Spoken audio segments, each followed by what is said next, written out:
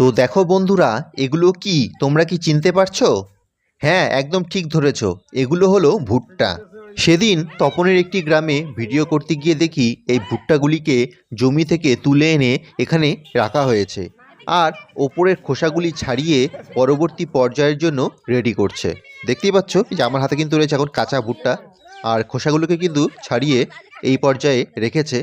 এখানে কাজ করা লোকেদের সাথে কথা বলে জানতে পারি জমি থেকে তুলে এনে ভুট্টাগুলিকে খোসা ছাড়িয়ে রেখেছে। এরপর এই ভুট্টাগুলিকে মেশিনে দিলে একদিকে ভুট্টার দানা আর আরেকদিকে ভেতরের অব্যবহৃত অংশগুলি আলাদা হয়ে পড়বে। একটা সময় কিন্তু আমাদের এসব অঞ্চলে ভুট্টা প্রায় চাষই হতো না, তাই ভুট্টা জাতীয় খাবারও খুব কমই পাওয়া যেত। কিন্তু এখন কৃষকেরা কেবল ধানের উপর ভরসা করে বসে নেই। তারা তাদের জমিতে ধান ছাড়াও গম, আখ, ভুট্টা, পাট, সরষা সহ আরও অনেক কিছু চাষ করে থাকে। আর এই কারণেই বর্তমানে আমরা এই ভুট্টা বা এই রকম ফসল অনেক সস্তায় পেয়ে থাকি।